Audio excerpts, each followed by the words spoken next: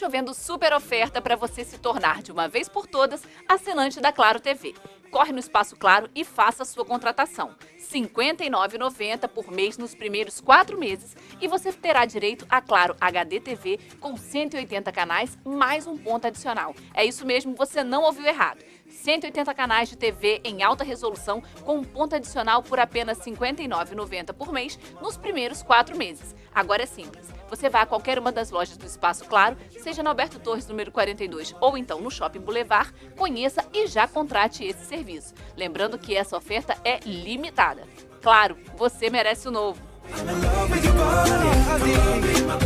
De volta no segundo bloco e agora nós vamos falar sobre os testes que todo recém-nascido faz logo assim que nasce e a importância de cada um deles. E para isso eu convidei a doutora Bárbara Juncá, pediatra, para conversar com a gente e esclarecer todas as nossas dúvidas. Primeiramente, Bárbara, mais uma vez, obrigada por você estar aqui nos abrilhantando, né? Primeiro, né, gente, mulher linda. E segundo, inteligentíssima, por que não, né? A gente é obrigada a chamar aqui pro programa. Obrigada, Nayara. É sempre um prazer estar aqui com vocês. E eu adorei quando você fez a postagem no seu Instagram. O Instagram dela tá aqui embaixo, tá, gente? Dicas Babi Pediatra. Falando sobre esses testes, porque a criança logo assim que nasce é uma bateria de exames que faz, né?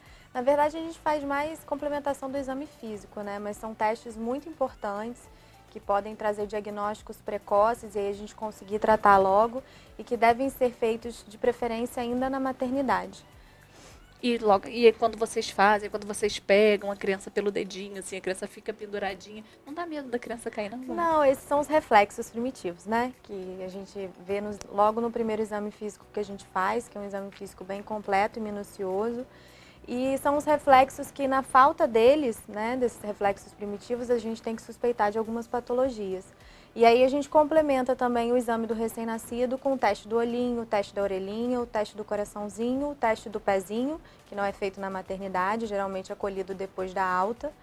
E hoje temos também o teste da linguinha. São esses 5 testes. Os 4 primeiros que eu falei são os que, por lei, todo recém-nascido deve fazer na maternidade e eles fazem diagnóstico de doenças graves que podem ser iniciado o tratamento e melhora a qualidade de vida dessas crianças se o tratamento for precoce. E o bom você falar, porque a gente acha que o recém-nascido é tão novinho, né? Todo mundo fala que no teste do olhinho, por exemplo, a criança não está nem enxergando ainda. O que vocês buscam nesse teste? Então, o teste do olhinho, acho que todo mundo conhece quando a gente tira foto e fica com o olho vermelho. É basicamente isso que a gente faz no recém-nascido. É um feixe de luz que a gente coloca no olho do neném e tem que ficar vermelho, tem que ter o reflexo vermelho. E aí significa que o teste do olhinho está normal. Se esse reflexo do vermelho não for aparente, não for visível, a gente suspeita de algumas patologias, como a catarata congênita, o glaucoma congênito, alguns tumores. Então, essa criança tem que ser encaminhada o mais rápido possível para o oftalmologista, para fazer exames mais específicos e mais aprofundados, para fazer o diagnóstico e iniciar o tratamento logo. Porque a visão é primordial. Então, se a gente tem um diagnóstico precoce, a gente consegue tratar mais cedo essa criança e, dependendo, preservar essa visão, né? Na verdade, todo diagnóstico precoce Isso, é o ideal, né? A gente consegue um resultado muito melhor, né? E com relação ao teste do coraçãozinho, o que vocês buscam? Então, o teste do coraçãozinho, ele basicamente a gente mede a saturação de oxigênio, a saturação é a quantidade de oxigênio que tem na corrente sanguínea, e a gente mede nos membros da criança. Geralmente, o teste do coraçãozinho a gente faz no membro superior direito e em algum dos membros inferiores. Esse teste ele serve para a gente avaliar cardiopatias congênitas graves, né? São cardiopatias que geralmente causam uma repercussão clínica nessa criança e é importante fazer porque algumas patologias as crianças só começam a apresentar sinais e sintomas alguns dias depois de vida. Então, o recomendado é que esse teste seja feito após 24 horas de vida e antes da alta hospitalar. Porque se tiver diferença de saturação entre os membros, mais de 3%, né? Porque a gente mede a saturação assim, 95%, 100%, 84%. Quanto mais baixo é pior. Se tiver uma diferença entre os membros maior de 3%, essa criança tem que fazer ecocardiograma e outros exames para ver se tem alguma cardiopatia que possa vir a causar sintomas e sinais ruins e com algumas crianças até precisam de cirurgia cardíaca para poder melhorar essa condição do coração. E foi bom você falar dessa parte da busca das cardiopatias, né? Mas todo recém-nascido, ele não nasce com um sopro no coraçãozinho? Nem todo. Ao exame físico, a gente ausculta, existem os sopros que a gente chama de inocente, né? Que são sopros que as crianças não têm nenhuma repercussão clínica. E geralmente é porque o neném ele tem um buraquinho aberto no coração. E esse buraquinho ele tem que fechar. Então, enquanto ele estiver aberto, ele pode causar um sopro, mas se a gente ausculta um sopro, a gente vai pedir um ecocardiograma. E se vier o que a gente chama de sopro inocente, né, que pode ser por forame oval patente, por exemplo, a gente só acompanha a nível de ambulatório, não precisa intervir com medicação nem com cirurgia. Mas as cardiopatias graves mesmo, tem o eco fetal hoje, que é feito durante o pré-natal e que é um exame muito importante também, mas muitas vezes a gente não consegue fazer o diagnóstico no eco fetal. Então a gente tem esse teste depois, né, que o neném nasce, que é um teste de triagem, ele não é um teste de diagnóstico, nenhum desses testes feitos na maternidade são testes diagnósticos, eles são de triagem, porque se tiver suspeita, a gente vai procurar saber o que que é. Muito bom. Mas ainda tem o teste da orelhinha, né? Tem. Que a gente é tão... quando fui levar o meu filho, eu fiquei tão impressionada porque você não escuta absolutamente nada, né? Então, o que tá medindo ali? Isso daí é uma dúvida que toda mãe tem. Então, são emissões otoacústicas e que o neném passa ou não passa no teste. Geralmente, para as mães ficarem tranquilas, algumas crianças não passam de primeira. Isso pode ser porque tem alguma secreçãozinha no ouvido, algum líquido, ou se a criança estiver chorando, não consegue fazer o teste. Então, ele mede para poder ver se a criança escuta. Mas isso não significa que se ela tiver algum problema depois, durante a vida, ela não tem que fazer um exame específico. Esse é o exame que é feito na maternidade para ver se a criança tem a audição depois que nasceu.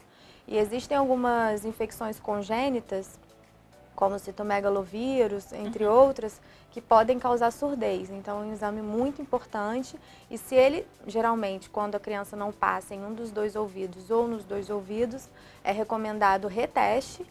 E aí, se esse reteste for negativo de novo, aí é encaminhado para um otorrino para fazer os outros exames mais específicos para ver qual tipo de surdez que a criança tem e começar o tratamento logo, se possível, né? E você falou de duas especialidades até agora. Você falou do otorrino e você falou do oftalmo, né? É necessário, então, é primordial que essas especialidades sejam especialidades também pediátricas?